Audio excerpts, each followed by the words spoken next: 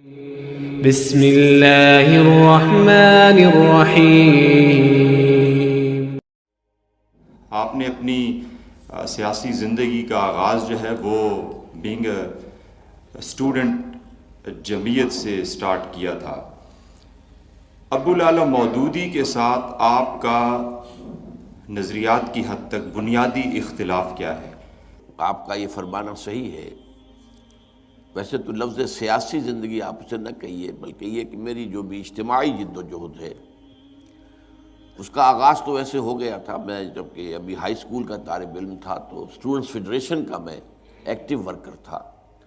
گویا کہ پاکستانی کی تحریک میں تھوڑا بہت تولا ماشا کوئی میرا بھی حصہ ہے، اور میں ضلع حصار کی اسٹوڈنٹس فیڈریشن کا جنرل سیکریٹری تھا۔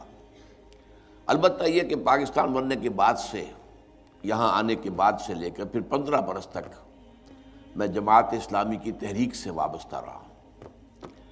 اس میں ابتدا میں جماعت کا ہمدرد بنا تھا، جبکہ میں کرشن نگر لاہور میں رہتا تھا ابھی، اور گورنمنٹ کالج لاہور میں پڑھ رہا تھا، FSC کر رہا تھا۔ پھر جب میں چلا گیا میڈیکل کالج میں داخل ہو گیا اور ہاسٹل میں وہاں میرا اب مقیم ہو گیا، تو پھر میں اسلامی جمعیت طلبہ سے وابستہ ہوا۔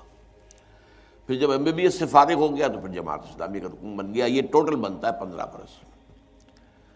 اب اس میں جو آپ نے اختلاف پوچھا ہے، جو میرا علیحدگی کا اصل سبب ہے وہ تو صرف ایک ہے، اور وہ یہ کہ جماعت اسلامی ایک انقلابی جماعت تھی، اصولی اسلامی انقلابی جماعت۔ انتخابات سے اس نے اپنا دامن بالکل بچا رکھا تھا۔ سن 46 کے کروشل الیکشنز ہوئے ہیں اس ملک کے اندر، جن کے نتیجے میں کہ پاکستان وجود میں آیا، جماعت اسلامی نے اس میں بھی کوئی حصہ نہیں لیا، ووٹ بھی نہیں دیا۔ وہ کہتے تھے انقلابی عمل جو ہے وہ اور ہے، انتخابی عمل اور ہے۔ لیکن پاکستان میں آ کر مولانا نے جو بھی وقتی مصلحتیں دیکھی، ان کے تحت انہوں نے سمجھا کہ الیکشن میں حصہ لے کر یہ انقلاب کا عمل تو بہت طویل ہے، بہت لمبا ہے، وقت طلب ہے اور دقت طلب بھی ہے۔ اس وقت چونکہ ایک نعرے کی بنیاد پر پاکستان بن گیا، تو ایک نعرہ ہم بھی اس کو اپنا لیں تو ہو سکتا ہے کہ حکومت ہمیں مل جائے، تو پھر یہ کہ نظام تعلیم ہمارے ہاتھ میں ہوگا، ہم جیسے چاہیں گے بنا لیں گے، اسے ذہن بنائیں گے لوگوں کے، ذرائع ابلاغ ہمارے ہاتھ میں ہوں گے، وغیرہ وغیرہ۔ لیکن میں نے اسے غلط سمجھا کہ یہ اصل میں جماعت اسلامی اس راستے پر آ کر اپنے اصل موقف سے منحرف ہو گئی۔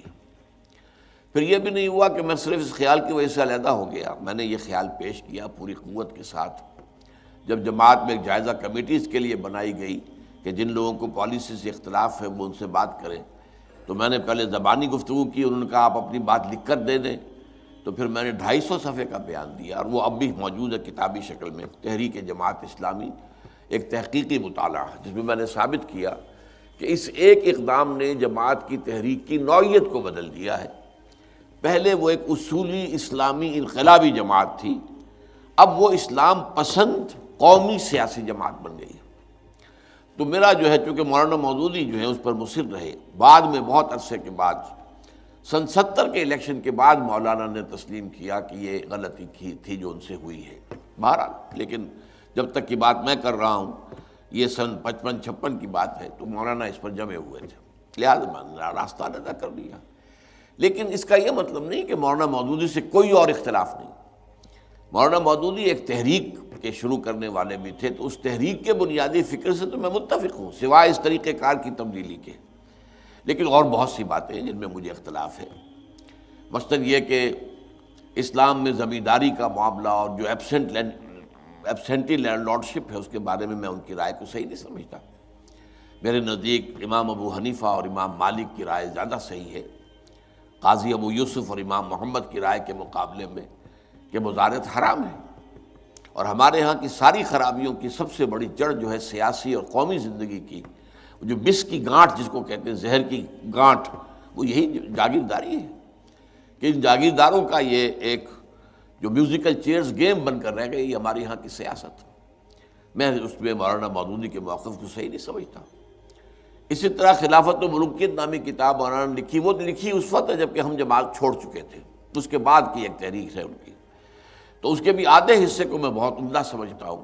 اصولی بحثیں جو ہے کہ اسلامی نظام کیا ہوتا ہے اور ملوکیت کا نظام کیا ہوتا ہے، ان میں فرق کیا ہے بنیادی، وہ بہترین ہے تحریر ان کی۔ لیکن یہ کہ خلافت سے ملوکیت تک زوال کیوں آیا ہے، اس کے اوپر جو ہے ان کے اسباب کا، اس کا تجزیہ میرے نزدیک ان کا صحیح نہیں ہے۔ اس میں انہوں نے کبار صحابہ حضرت عثمان رضی اللہ تعالی عنہ، ذوالنورین ہیں، امیر معاویہ، عمرو بن العاص وغیرہ رضی اللہ تعالیٰ عنہ پر بہت شدید تنقیدیں کی ہیں۔ کچھ تھوڑی سی تنقید حضرت علی پر بھی ہے، لیکن یہ کہ ان تین پر بہت زیادہ ہے۔ اور جو اصل کردار تھا اس فتنے کا، عبداللہ ابن سبا، اس کا ذکر تک نہیں کیا، میں حیران ہوں۔ تو بہرحال اس طرح کی چھوٹی چیزوں کے اندر، لیکن یہ علمی اختلافات ہیں، اس کی وجہ سے تحریک سے انسان علیحدگی اختیار نہیں کرتا۔ تحریک سے متعلق دو باتیں ہوتی ہیں، بنیادی فکر، اس میں مجھے کوئی اختلاف آج تک نہیں ہے مولانا مودودی کے فکر سے، کہ اقامت دین کی جد و جہد فرض ہے، اس کے لیے جماعت کا التزام لازم ہے۔ یہ سارا چیزیں جو ہے میں آج بھی قائم ہوں، اور اسی پر میں نے پھر اپنی تنظیم اسلامی کو استوار کیا ہے۔ البتہ علمی معاملات کے اندر جیسا کہ میں نے کہا، مجھے ان سے اور بھی کئی اختلافات ہیں، لیکن ان کی حیثیت وہ نہیں ہے۔